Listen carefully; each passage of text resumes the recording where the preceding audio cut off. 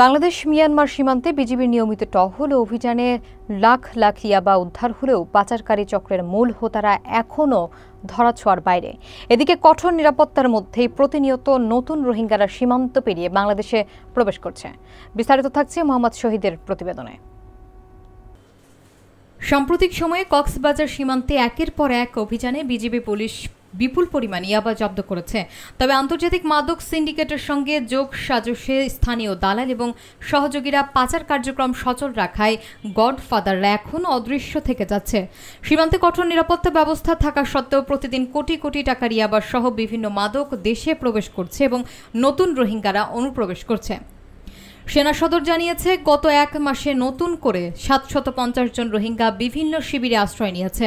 তারা দাবি করছে মিয়ানমারে নির্যাতনের শিকার হয়ে বাংলাদেশে এসেছে। স্থানীয় জনপ্রতিনিধিরা মনে করেন, রোহিঙ্গা অনুপ্রবেশের কারণে মাদক পাচার আরও বৃদ্ধি পাচ্ছে। রাজাপালং ইউনিয়ন পরিষদের ভারপ্রাপ্ত চেয়ারম্যান মীর শাহিদুল ইসলাম রোমান বলেন, এই অনুপ্রবেশ রোধে কার্যকর পদক্ষেপ নেওয়া জরুরি। বিজিবির আমু sector commander colonel Mohammad Mohiuddin Ahmed জানিয়েছেন, রোহিঙ্গা অনুপ্রবেশ এবং মাদক পাচার ঠেকাতে নিয়মিত অভিযান চলছে এবং চোরা কারবারিদের তালিকা তৈরি করে আইনগত ব্যবস্থার আওতায় আনা হচ্ছে। আসসালামু আলাইকুম। করোনা বেশি বসে হারে আমরা ধরো থরারা হতাকে মুখাই দে বেশি মনামা বেশি দুঃখ থাকি ও আল্লাহ থরারে হতাকে মুজাই দে আরে বেশি দুঃখ তারা তো গুড়া দেবো বাতুকে বাইশ ওয়ালে এনে লম্বর আসবে লম্বর মারি আর খবর মারি এনে দুঃখ বাংলা সরকার তারা সাহায্য দিলে তো তারা হাজারের শান্তি দিয়ে এখন বেশি বাবদ। আমি মনে করি আমাদের রাজাপালং সহ সমস্ত কক্সবাজার জেলা একটা বিশাল ঝুঁকির মধ্যে রয়েছে। আমরা যতটুকু জানি, রোহিঙ্গা যখন প্রথম দিকে আসছিল 2017 সালের দিকে, তখন তাদেরকে আলাদা কিন্তু ট্রানজিট ক্যাম্পে রেখে সেখান থেকে কারা কোন ক্যাম্পে যাবে সেরকম একটা স্টক থাকতো। এখন কিন্তু সেরকম কিছু নেই, ডাইরেক্টলি রোহিঙ্গারা ক্যাম্পে ঢুকে যাচ্ছে। এখন তারা কি মাদক নিয়ে ঢুকতেছে নাকি অবৈধ অস্ত্র নিয়ে ঢুকতেছে, এগুলো কিন্তু দেখার জন্য কেউ আছে বলে আমার মনে হয় না। কিন্তু সীমান্তে আমি যতটুকু জানি, সীমান্ত তদন্ত প্রহরী যারা বিজিবি রয়েছে প্রতি কিলোমিটার 7 থেকে 10 জন থাকার কথা।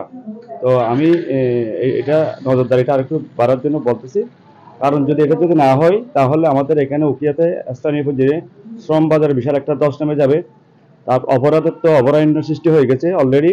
এখানে মাদক ইয়াবা থেকে শুরু করে আরও খুনখারাবি থেকে শুরু করে এগুলো আরও বেড়ে যাবে বলে আমার বিশ্বাস। কিন্তু আমার কথা হচ্ছে, এখানে প্রশাসনের নজরদারিটা খুবই জরুরি বলে আমি মনে করি।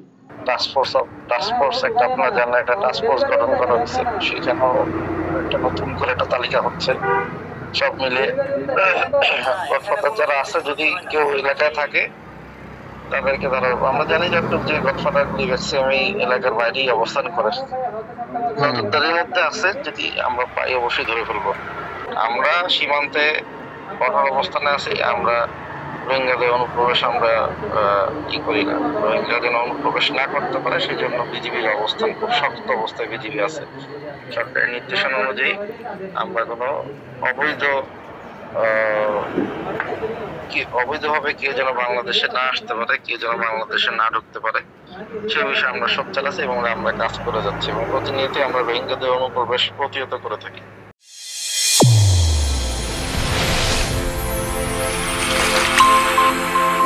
চ্যানেল A1 হৃদয়ের স্পন্দন।